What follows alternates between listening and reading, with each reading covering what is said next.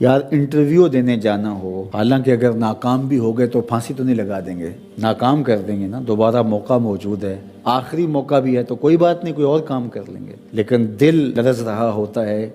اور عجیب انسان ایک مخمصے کی سی کیفیت میں ہوتا ہے۔ عدالت میں کوئی فیصلہ ہونا ہو اور وہ آپ کے خلاف بھی آ سکتا ہو، آپ کے حق میں بھی آ سکتا ہو، اور اگر جرم واقع کیا ہوا ہے تو پھر وہ فیصلہ آنے سے پہلے کے جو لمحے ہیں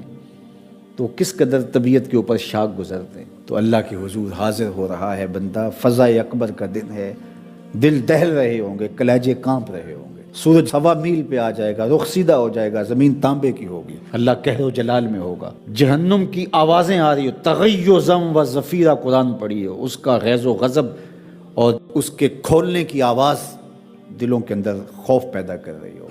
جنت کو اللہ کے عرش کے دائیں جانب لا کے رکھ دیا گیا اور جہنم کو عرش الہی کی بائیں جانب رکھ دیا گیا۔ بڑا سخت دن ہے، خوف وحشت طاری ہوگی،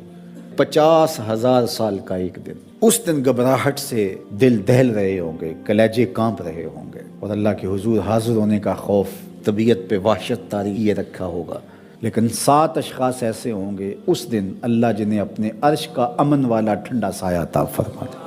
پہلا شخص امام عادل، عادل حکمران جو عدل و انصاف سے حکومت کرتا ہے۔ دوسرا شخص وشاب نشأ فی عبادت اللہ، وہ جوان جس کی جوانی اللہ کی عبادت میں گزری۔ تیسرا شخص ورجل دعته امرأة ذات منصب وجمال فقال انی اخاف اللہ، وہ مرد جس کو کسی عورت نے دعوت گناہ دی، وہ معمولی خاتون نہیں تھی، صاحب منصب بھی تھی، صاحب جمال بھی تھی، اس مرد نے کہا انی اخاف اللہ، یا مرد نے دعوت دی تو عورت نے کہا انی اخاف اللہ، میں اللہ سے ڈرتی ہوں۔ تو اللہ کے محبوب علیہ السلام نے ارشاد فرمایا کل قیامت کے دن جب کوئی سایہ نہیں ہوگا اللہ اسے اپنے عرش کا ٹھنڈا سایہ عطا فرمائے گا۔ چوتھا شخص ورجل قلبہ معلق بالمساجد، وہ آدمی جس کا دل مسجد میں لگتا ہے، لٹکا ہوا ہے، معلق ہے، ایک نماز کے بعد دوسری نماز کا انتظار کرتا ہے۔ اللہ اکبر، مسجد میں ایسے سکون پاتے ہیں جس طرح مچھلی پانی میں سکون پاتے ہیں۔ کل قیامت کے دن جب کوئی سایہ نہیں ہوگا اللہ اس کو اپنے عرش کا ٹھنڈا سایہ عطا فرمائے۔ پانچواں شخص ارشاد فرمایا وَرَجُلَانِ تَحَابَّا فِي اللَّهِ اجْتَمَعَ عَلَيْهِ وَتَفَرَّقَا إِلَيْهِ، وہ آدمی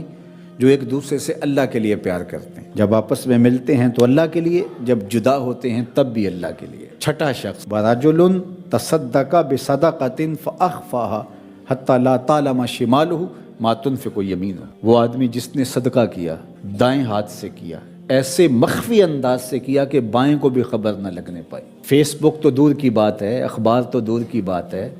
میڈیا پہ ایڈ چلنا تو دور کی بات ہے، ہمسایوں کو پتہ لگنا تو دور کی بات ہے، سوسائٹی کو پتہ لگنا تو دور کی بات ہے، اس کے بائیں ہاتھ کو بھی نہ پتہ چلا دائیں نے کتنا صدقہ کیا، اتنے مخفی انداز سے کیا۔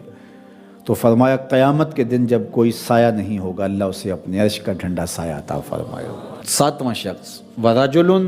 ذَكَرَ اللَّهَ خَالِيًا فَفَاضَتْ عَيْنَاهُ، وہ آدمی جس نے تنہائی میں بیٹھ کے اللہ کا ذکر کیا، اکیلا بیٹھا تھا، تنہا بیٹھا تھا، اللہ کا ذکر کر رہا تھا،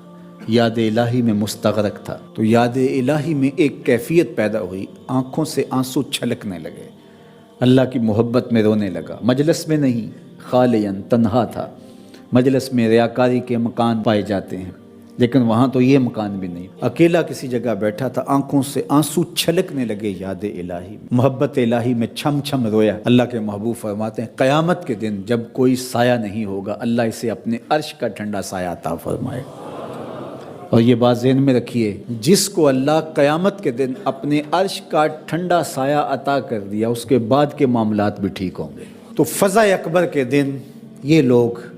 اللہ تعالیٰ جل شانہ کے کرم سے امن میں ہوں گے، سایہ رحمت خداوندی میں ہوں۔ دعا کیجئے کہ اللہ ہمیں اس زمرے میں شامل کرے۔ آج ایک بندہ چوری کرتا ہے، ڈاکے مارتا ہے، ظلم کرتا ہے، جور و تعدی کے بازار کو گرم رکھتا ہے، اپنی طاقت کے بل بوتے پر، اقتدار کے بل بوتے پر، اپنی اثر و رسوخ کے بل بوتے پر، اپنے منصب کے بل بوتے پر وہ کمزور کو دبا لیتا ہے، غریب کی گردن مروڑ دیتا ہے، غریب اس کے سامنے بات نہیں کر سکتا، اور ساری زندگی وہ ڈاکو، وہ چور، وہ بدماش، وہ غنڈا، وہ اشتہاری دندناتا رہتا ہے، اور اس کو نہ کوئی عدالت پکڑتی ہے اور نہ قانون اس کی گرفت کر سکتا ہے، اور نہ بستی میں، محلے میں، گلی میں اس کے سامنے کوئی آواز اٹھا سکتا ہے، اور کمزور ساری زندگی پسا رہتا ہے، تو مرنے کے بعد اس لیے وہ عدالت رکھی گئی ہے۔ اللہ تعالیٰ نے قرآن مجید میں ارشاد فرمایا قیامت کے دن کیا ماننے والے اور انکار کرنے والے دونوں، کیا ہم ان کے ساتھ ایک جیسا سلوک کریں گے؟ ما لکم کیف تحکمون، یہ تم کہاں سے فیصلہ لائے ہو، یہ بات تم نے کہاں سے گھڑ لی ہے؟ مرور زمانہ کے ساتھ جو مسلسل مشق ہوتی ہے تمہاری اس دنیا کے اندر، اس سے تم سمجھتے ہو کہ ایسا ہوگا، لیکن ایسا ہوگا نہیں۔ وہ ایک الگ نظام ہے، اور اس نظام میں آپ کو ایک ایک چیز اللہ کے حضور لے کے پیش ہونا ہوگا۔ تو کہا واتقوا یوماً، اس دن سے ڈرو، لا تجزی نفس عن نفس شیئا، کوئی جان کسی جان کی جزا نہیں بنے گی، کوئی جان کسی جان کا بدلہ نہیں بنے گی کہ اس جگہ مجھے رکھ لو۔ کوئی بننا بھی نہیں چاہے گا، اگر کوئی بنانا بھی چاہے تو کوئی بننا ہی نہیں چاہے گا۔ یوم یفر المرء من اخیہ و امہ و ابیہ، اس دن باپ بھی کہے گا کہ میں اس کا ذمہ دار نہیں ہوں، بیوی کہے گی میں اپنے شوہر کی ذمہ دار نہیں ہوں، بیٹا کہے گا میں اپنی ماں کا ذمہ دار نہیں ہوں، ماں کہے گی میں اپنی بیٹی کی ذمہ دار نہیں ہوں، اور وہ ایک دوسرے سے جان چھڑا رہے ہوں گے۔ جب ماں بھی جان چھڑا رہی ہوگی، بتائیے وہ دن پھر کس طرح نفسی نفسی کا ہوگا۔ آج کی تاریخ میں سارے لوگ میدان چھوڑ کے بھاگ جائیں، لیکن ماں جو ہے وہ جلتی ہوئی آگ میں بھی کود جاتی ہے اپنی اولاد کے لیے، لیکن وہ دن اتنا سخت ہوگا کہ ماں بھی چھوڑ دے گی، ماں بھی کہے گی یہ اس سے پوچھو، میں اس کی ذمہ دار نہیں ہوں۔ اللہ اکبر۔ تو کہا وہ دن آنے والا ہے، آج تم نے دنیا کے اس رویے سے اور اس طرز زندگی سے اور جو تم زندگی گزارتے ہو اس سے تم نے یہ نتیجہ نکال لیا ہے کہ آخرت میں بھی ایسے ہی چلے گا، تو ایسے نہیں ہے۔ اور اگر آپ ناراض نہ ہوں، بعض اوقات خوش آمدی مریدین پیروں کو اس قدر کہتے ہیں کہ آپ تو بخشے ہوئے ہیں، آپ تو کامل ہیں، اور آپ تو پہنچے ہوئے ہیں، اور وہ سن سن کے بچپن سے جب آنکھ کھولتا ہے وہ شہزادہ آغوش مادر سے جب نکل کے وہ خانقاہ کے ماحول میں آتا ہے تو وہ یہی سنتا ہے کہ یہ کوئی الگ مخلوق ہے، تو آہستہ آہستہ اس کی طبع کے اندر بھی یہ راسخ ہو جاتا ہے کہ مجھے تو کوئی پرسش نہیں ہوگی، میں تو شریعت سے، قانون سے، اخلاقیات سے مبرہ ہوں۔ ہم نے دیکھا ہے کہ پیروں کے بیٹے بالکل نوخیز بچے بوڑھے سفید داڑھیوں والوں کی تذلیل کر رہے ہوتے ہیں اور ان کو غلاموں کی طرح سمجھ رہے ہوتے ہیں۔ ان کا خیال ہے کہ ہم ان کے اوپر جو ہے وہ کوئی حاکم بن کے آئے ہیں۔ یہی سیاستدانوں کا حال ہے، یہی باقی طبقات کا حال ہے۔ تو وہ ماحول ایسا ان کو دیا جاتا ہے اور وہ پھر آہستہ آہستہ یہ سمجھتے ہیں کہ ہم تو بخشے ہوئے ہیں، اور ایسا ہوتا ہے کہ وہ بیچارے دعا سے بھی محروم ہو جاتے ہیں۔ میں نے دیکھا ہے کہ جب لوگ فوت ہوتے ہیں